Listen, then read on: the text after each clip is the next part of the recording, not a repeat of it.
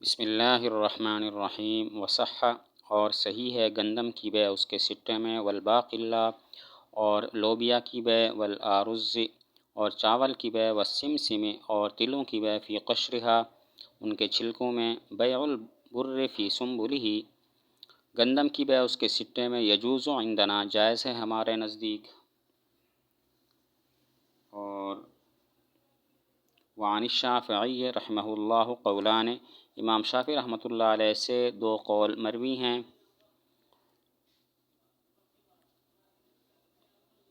وبیع الباقلہ الاخضر اور سبز لوبیا کی بے، لا یجوز عندہ جائز نہیں ان کے ہاں،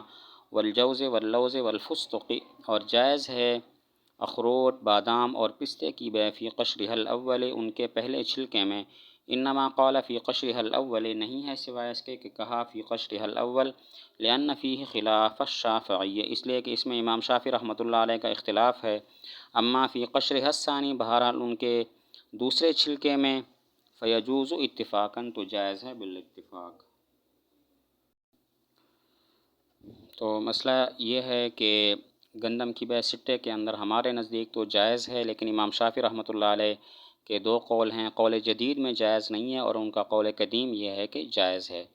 گندم کی بے ان کے سٹوں کے اندر ہمارے نزدیک تو جائز ہے، امام شافعی رحمۃ اللہ علیہ کے دو قول ہیں، قول جدید میں ناجائز ہے اور ان کا قول قدیم یہ ہے کہ جائز ہے۔ اور سبز لوبیا کی بے ہمارے نزدیک تو جائز ہے، لیکن ان کے نزدیک جائز نہیں ہے۔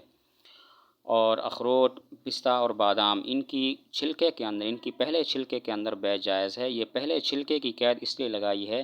کہ اسی میں امام شافعی رحمۃ اللہ علیہ کا اختلاف ہے، ہمارے نزدیک ان کے پہلے چھلکے میں بے جائز ہے، ان کے نزدیک جائز نہیں ہے، اور دوسرا چھلکا جو اندر ہوتا ہے اس میں تو بے بالاتفاق جائز ہو جاتی ہے۔ تو مسئلہ یہ ہے کہ گندم کی ان کے سٹوں کے اندر بے ہمارے نزدیک جائز ہے، امام شافعی رحمۃ اللہ علیہ کے دو قول ہیں، قول جدید میں ناجائز، قول قدیم میں جائز ہے۔ سبز لوبیا کی بے ہمارے نزدیک جائز، ان کے نزدیک جائز نہیں ہے۔ اخروٹ اور پستہ اور بادام ان کی پہلے چھلکے کے اندر بے جائز ہے۔ یہ پہلے چھلکے کی قید اس لیے لگائی ہے کہ اسی میں امام شافعی رحمۃ اللہ علیہ کا اختلاف ہے، ہم کہتے ہیں جائز ہے، وہ کہتے ہیں جائز نہیں ہے۔ دوسرا چھلکا جو اندر ہوتا ہے اس میں بالاتفاق ہے جائز ہے۔ وبیع ثمرۃ اور اس پھل کی بے، لم یبدؤ صلاحها کہ ظاہر نہ ہوئی ہو اس کی صلاح، او قد بدا یا ظاہر ہو چکی ہو، تو یجب قطعها واجب ہے اس کو کاٹنا، وشرط ترکها اور اس کو چھوڑنے کی شرط لگانا، علی الشجر درخت پر، یفسد البیع یہ بیع کو فاسد کر دیتا ہے، کا استثناء قدر معلوم منہا جیسا کہ اس میں سے معلوم مقدار کیا استثناء کرنا، باع الثمر علی النخیل یعنی بیچا کھجور پر لگے پھل کو، واستثناء قدرا معلوما اور استثناء کیا معلوم مقدار کا، لا یجوز البیع تو بیع جائز نہیں ہے، لأنہ ربما لا یبقى شیء بعد المستثنى اس لیے کہ بسا اوقات نہیں باقی رہتا کچھ مستثنیٰ کے بعد۔ بدوء صلاح کا مطلب یہ ہے کہ پھل انسانوں کے کھانے اور جانوروں کے چارے کے قابل ہو جائے، تو پھل کے اندر اگر بدوء صلاح ہوئی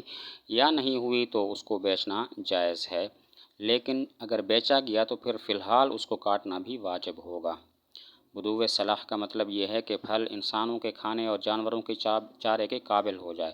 تو پھل کی بدوء صلاح ہوئی یا نہیں ہوئی اس کو اگر بیچا گیا تو جائز تو ہے، لیکن پھر مشتری پر لازم ہوگا کہ فی الحال اس کو کاٹ دے، ابھی اس کو کاٹ کے لے جائے۔ وشرط ترکها اس کا مطلب یہ ہے کہ مشتری یہ کہتا ہے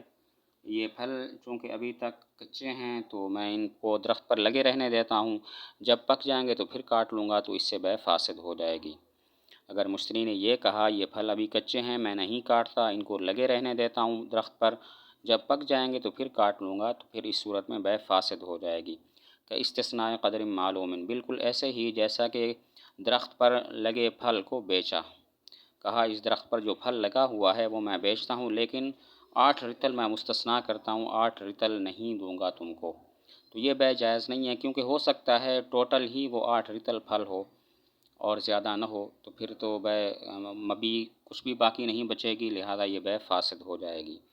اگر درخت پر لگا پھل بیچا، یہ کہتے ہوئے کہ میں یہ پھل بیچتا ہوں لیکن 8 رطل مثلاً مستثنا کرتا ہوں، وہ تمہیں نہیں دوں گا، تو یہ بے جائز نہیں ہے، کیونکہ ہو سکتا ہے مستثنا کے بعد 8 رطل نکالنے کے بعد کچھ بھی درخت پر باقی نہ رہے۔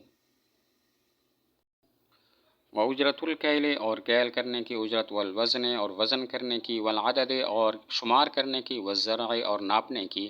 علی البائع بائع پر ہوگی، وَأُجْرَةُ وزن الثمن ونقدہ اور ثمن کو وزن کرنے کی اجرت اور اس کو پرکھنے کی اجرت، علی المشتری مشتری پر ہوگی، وفی بیع سلعۃ بثمن اور سامان کی ثمن کے بدلے میں بے میں، سلم ہوا اولاً سپرد کیا جائے گا وہ پہلے، وفی غیرہ سلما معاً اور اس کے غیر میں سپرد کیے جائیں گے وہ دونوں اکٹھے، اے فی بیع السلعۃ بالثمن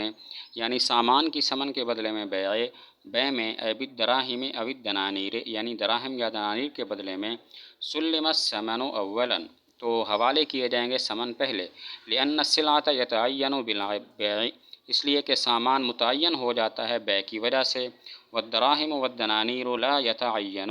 اور دراہم دنانیر متعین نہیں ہوتے الا بالتسلیم مگر تسلیم کے بعد، تسلیم کے ساتھ، فلا بد من تعیینہ پس ضروری ہے ان کو متعین کرنا، لئلا یلزم الربا تاکہ لازم نہ آئے ربا، وفی غیرہ اور اس کے غیر میں، اے فی بیع السلعۃ بالسلعۃ یعنی سامان کی سامان کے بدلے میں بے میں، وہو بیع المقایضۃ اور وہ بے مقایضہ ہے،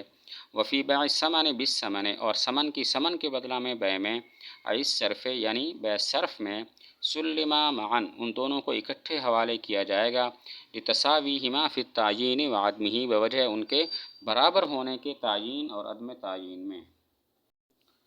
تو مسئلہ یہ ہے کہ اگر مبیع کو کیل کرنا ہے یا اس کو وزن کرنا ہے یا شمار کرنا ہے یا اس کو ناپنا ہے اور یہ کام اجرت کے ساتھ ہوتے ہیں تو یہ ان چیزوں کی اجرت بائع کے ذمے ہوگی، اور اگر ثمن ایسا ہے کہ اس کو وزن کرنا ہے یا اس کو پرکھنا ہے اور اس کی اجرت ادا کرنی ہے تو یہ اجرت مشتری کے ذمے ہوگی۔